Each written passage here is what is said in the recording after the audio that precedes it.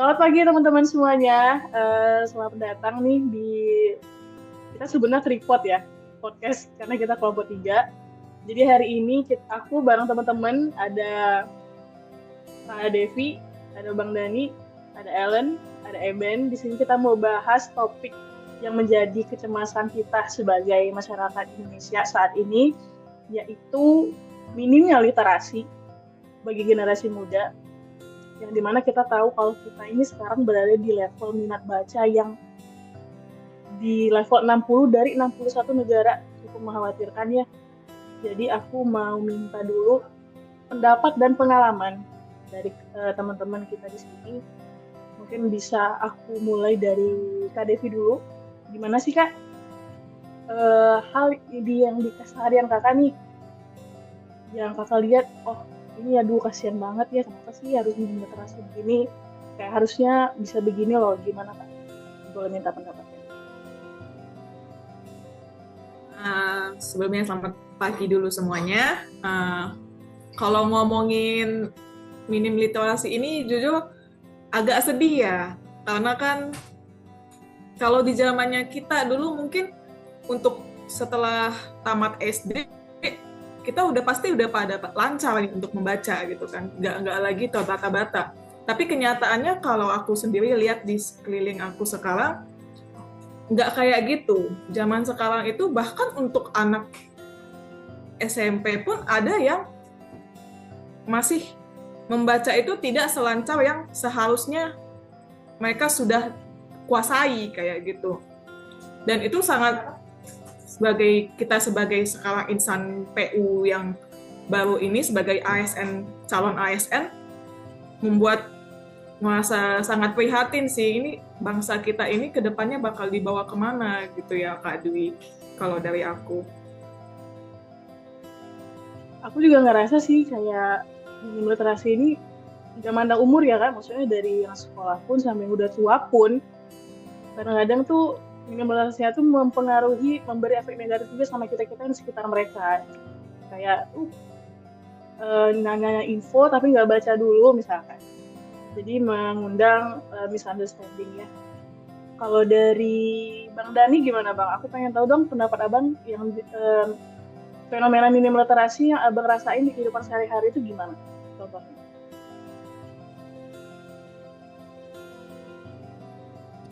Kalau dari saya sih Kak Dwi ya, mungkin minim literasi itu dirasakan di anak-anak yang ini ya, yang baru-baru masuk ke SD atau ke PAUD bahkan mungkin, atau kita belum bisa bilang PAUD lah, yang SD lah.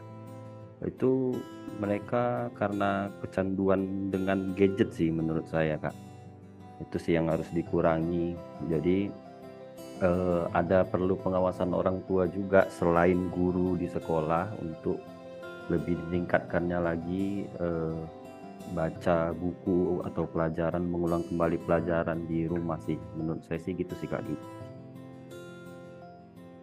Iya sih ya, kalau anak-anak zaman sekarang tuh kan lebih dekatnya sama hal yang digital. Kayak ingat deh dulu itu zaman kita masih kecil masih ada majalah Bobo, ya masih ada banyak-banyak banyak buku-buku lain.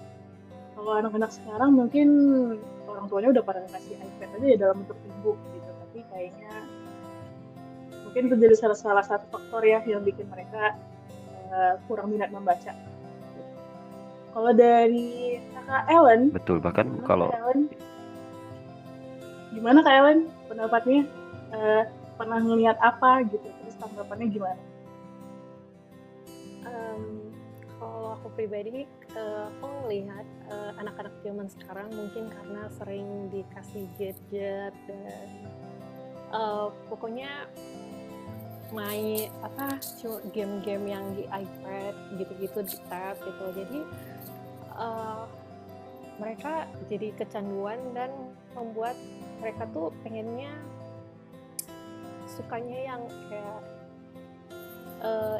instan gitu, terus kalau dikasih bacaan mungkin karena kalau di gadget itu kan lebih berwarna ya, kayak lebih menarik. Terus kalau dikasih bacaan yang desainnya kalau dulu kan kita masih yang kayak hitam putih yang kayak di fotokopi gitu, terus mereka ngelihat itu kayak jadi males gitu, terus karena males dan kurang menarik jadinya, akhirnya itu yang membuat mereka minim literasi gitu.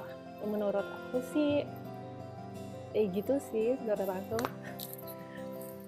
Jadi media baca pun jadi faktor anak-anak minat apa enggaknya gitu ya kan. Sama sih aku juga punya ponakan gitu ya, kalau disuruh nonton semangat, kalau disuruh belajar mah udah nanti aja. Gitu. Kalau dari Abang Eben, gimana Abang Eben di kehidupan sehari-harinya melihat fenomena literasi? Boleh kasih pendapat? Kalau dari saya pribadi sih memang eh, minim literasi ini cukup memprihatinkan sebenarnya. Memprihatinkan itu eh, dikarenakan perkembangan teknologi sebenarnya begitu. Jadi ya namanya perkembangan teknologi memang tidak bisa kita hindari, tidak bisa kita hentikan juga. Namun eh, maunya perkembangan teknologi itu bisa kita gunakan untuk kita manfaatkan untuk mengembangkan diri juga gitu. Jadi contoh minim literasi kan biasa kan berkaitan dengan buku begitu ya. Jadi mungkin dengan berkembangnya teknologi kita bisa tetap harusnya tetap meningkatkan literasi mungkin melalui gadget begitu. Namun memang faktanya seperti dibilang Kak Ellen tadi, kebanyakan memang perkembangan teknologi itu membuat kita semakin simpel, semakin mudah, namun ya menghilangkan nilai-nilai yang sebenarnya itu sangat berguna untuk kita, terutama untuk generasi muda. Gitu sih. Nah, berarti nih kakak dan abang minat baca dan literasi ini tuh apakah hanya sekedar minat membaca buku atau gimana nih menurut kakak dan abang di sini? Mungkin bisa dari Kak Devi.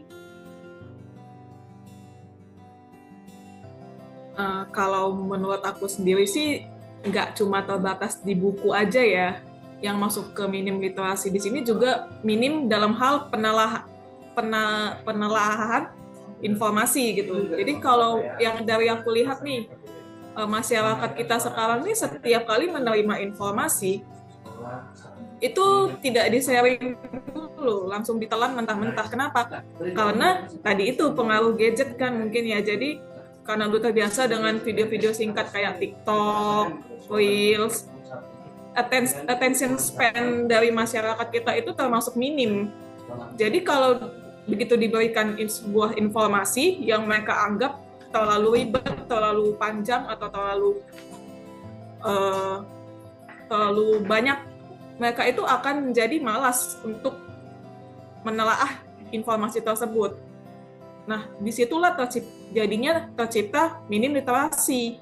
Karena dengan mereka menelan informasi tersebut tanpa mengolahnya terlebih dahulu, mereka itu akan jadi menyebarkan misinformasi, kayak gitu, Kak. Kalau pendapatnya Bang Eben nih, aku minta pendapat singkatnya. Menurut abang gimana? Apakah minat baca itu hanya sekedar minat baca buku atau gimana? Sependapat ya dengan Kak Devi tadi. Jadi literasi itu ini kan perihal informasi sekarang ini tidak hanya melalui buku, tapi juga dari sosial media atau dari ya pokoknya yang berbasis teknologi yang sekarang ini begitu. Hanya saja memang kenapa dari teknologi atau sosmed tadi pun bisa tetap minim literasi, yaitu ketika ada informasi yang kita lihat di sebuah sosial media, kita tidak mendalami, tidak menelaah dulu kebenaran terhadap si informasi tersebut gitu. Nah, tadi seperti bilang Kak Devi tadi terjadi misinformasi atau mungkin kalau kita kenal sekarang namanya hoax gitu ya. Apalagi ini sangat berbahaya sih untuk orang tua ya. Apalagi orang tua sekarang kalau misalnya ada informasi terus di-share ke grup keluarga gitu ya, terus wah ini sangat berbahaya gitu, apalagi perihal AI gitu kan, terus lihat wah ini benar-benar sebenarnya cukup berbahaya sebenarnya, cuma ya itulah sangat pentingnya untuk literasi di era perkembangan teknologi sekarang, gitu sih Kak Dwi. Bentar ya guys, ganti headset dulu.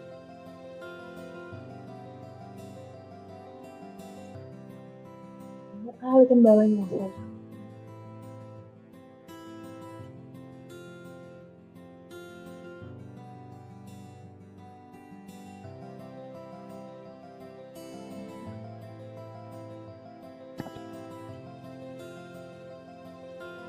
Oke, Bang Eben, thank you pendapatnya.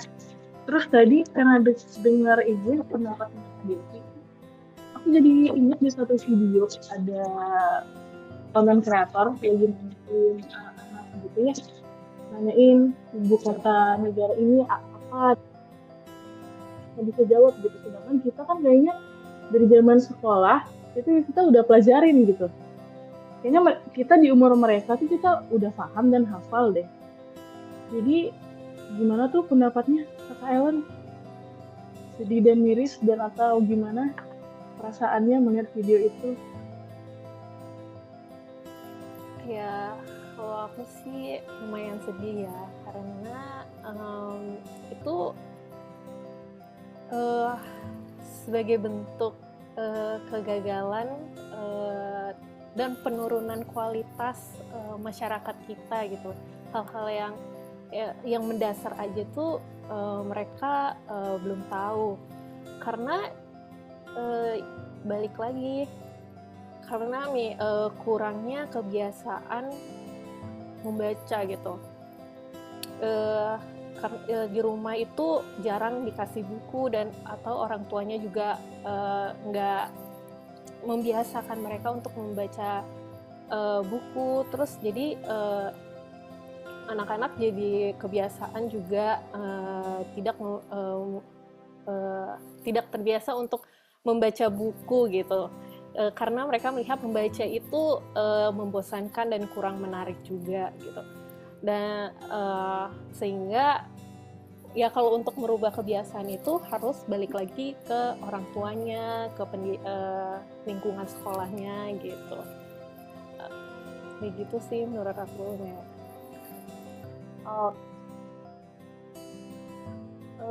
Dari beberapa kejadian yang kita lihat gitu ya, dari beberapa pendapat yang udah dibahas, bisa nggak sih kita tarik kira-kira penyebabnya apa aja? Aku mau tanya mulai dari Bang Dani, boleh minta pendapatnya nggak, Bang?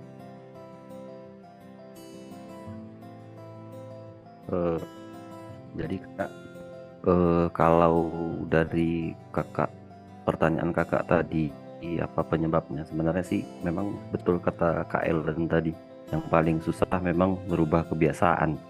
Nah jadi kalau memang mau kita tanamkan dari dini gimana cara pentingnya literasi itu, jadi sebenarnya ya orang tuanya sendiri sih sebenarnya yang harus sebenarnya anak-anak itu yang kan sifatnya mencontoh ya Kak. Jadi orang tuanya tuh harus melakukan sendiri apa yang harus dicontohkan sama anaknya ya. Gimana sih caranya ya?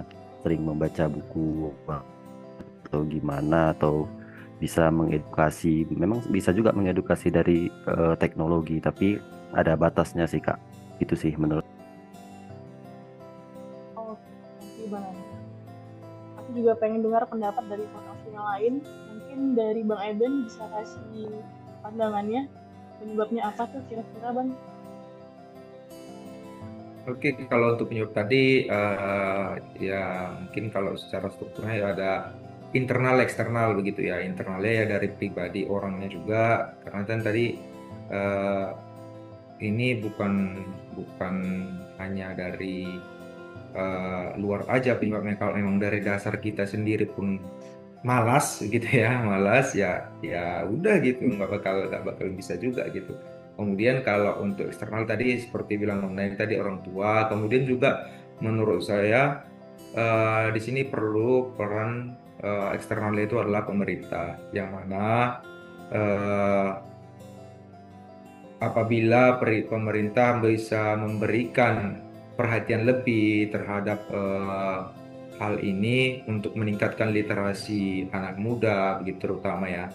Ini bisa mendorong anak muda itu untuk minat membacanya itu lebih tinggi lagi. Contoh misalnya dibuat seperti taman membaca atau mungkin eh, apa namanya ya, perpustakaan berjalan atau apalah begitu. Jadi dengan eh, dari internal kita kemudian disupport dari eksternalnya pemerintah, orang tua, lingkungan begitu. Ini akan menjadi sebuah kombinasi yang bagus untuk meningkatkan eh, minat baca dan literasi kita di Indonesia gitu. Oke, thank you pendapatnya Bang Eben. Kalau aku bisa boleh nambahin ya. Mungkin sekarang tuh tantangannya pemerintah adalah membuat program yang menaikkan minat baca tapi dengan stylenya Gen Z, stylenya Gen Alpha ya. Jadi pemerintah harus belajar sih mendekatkan diri kepada generasi-generasi di bawah sehingga program-programnya itu akan tepat sasaran. Misalkan kayak mungkin sekarang semua daerah punya perpustakaan daerah, tapi kan tidak semua anak-anak remaja tertarik ke sana gitu ya. Mungkin bisa dicari cara lain yang lebih mendekati keseharian kita generasi Z maupun generasi Alpha yang zaman sekarang ini. Sebagai penutup, apa harapan kita masing-masing kakak dan abang, minta harapannya untuk generasi muda dalam rangka semoga mereka meningkatkan keingintahuan, meningkatkan minat baca sehingga literasi masyarakat akan lebih baik ya. Aku boleh minta pendapat dari Bang Dan dulu. Pendapat harapan.